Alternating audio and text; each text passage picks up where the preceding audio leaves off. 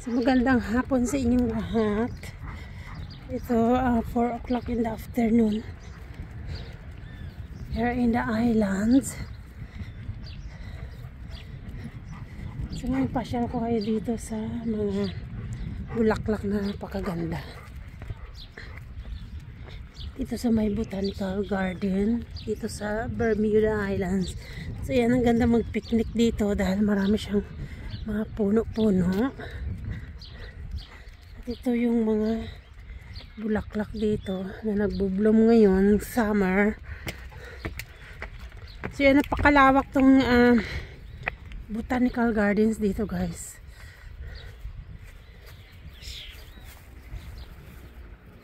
So hanggang doon, yan mga bahay dyan sa taas.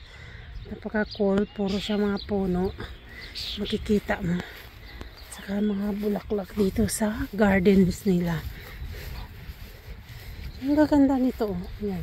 Yung mga yellow.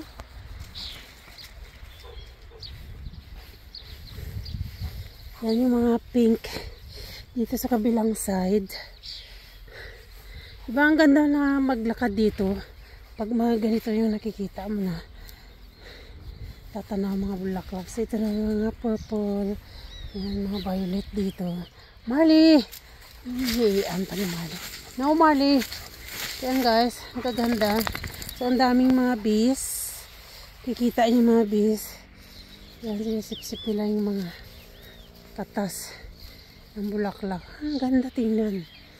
So ngayon talaga pag summer, nagbo-bloom talaga yung mga bulaklak dito. Sa napakalawak na garden dito sa Bermuda Islands, sa Botanical Garden. So hanggang doon yan, paikot. Doon naman sa kabila ay puro malaking puno. Tapos dahil mga oleander doon, iba-ibang kulay. So dito tayo, kasama ko si Doti at saka si Marley. So nilakad ko sila dito sa gardens. Ganda talaga nitong purple na to.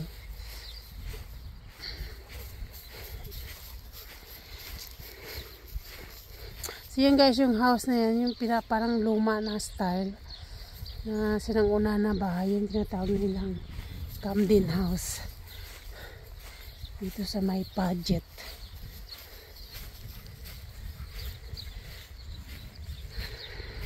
Saka mga Bermuda grass. So yan, lahat yan ay Bermuda grass. Nag-brown na yung iba kasi pa summer na siya. So yun guys, yung pinaka-view, tapos yung pinaka-dagat doon, natatanaw nyo yung ocean doon. Tapos yung mga bahay dyan. Tapos yung building din sa kabila ay pinaka-hospital, yung King Edward Hospital. Ano, Marley?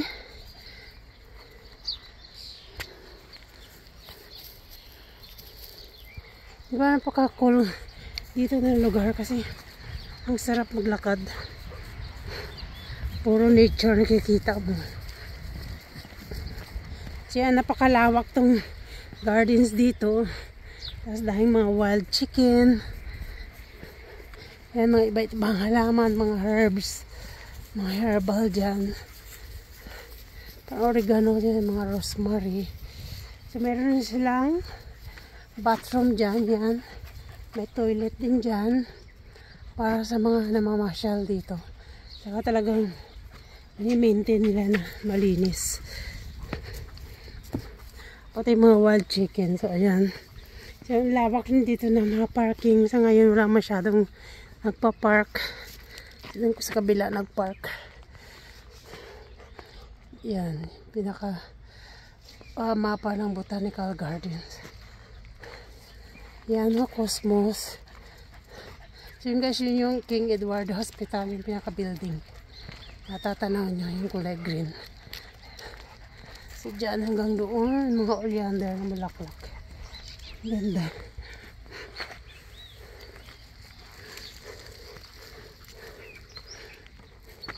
Ang cute nito.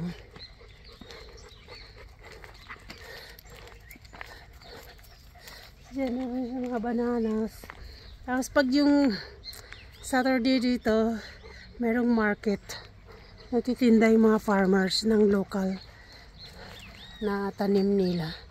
Doon sa may building na yun. So napakalawak doon guys, hanggang doon pa. So, dito ko ikot yung mga asos pa. Paakyat kami sa taas. Akyat tayo dito. Dito.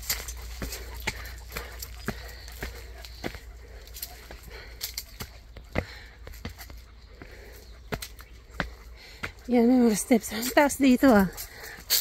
Mga cactus ito. Yan mga cedar tree.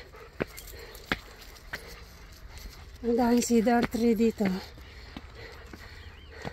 At napakaraming mga oleander na iba-ibang kulay. So saan tayo punta? May lulusutan dito. May mga field rin dito. Yan yung pinaka-view dito sa kabilang side.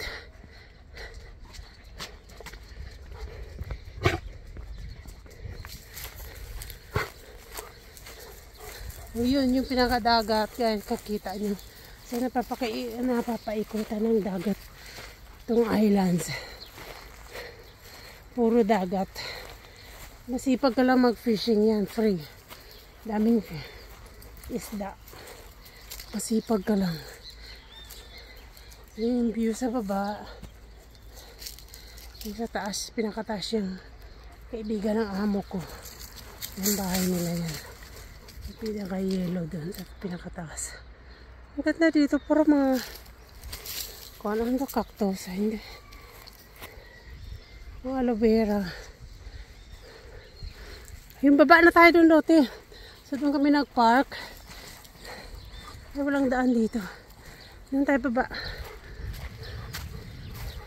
So yun lang guys. Iikot ko dito sa Botanical Garden. Bermuda Islands. Yan with Lottie and Marley.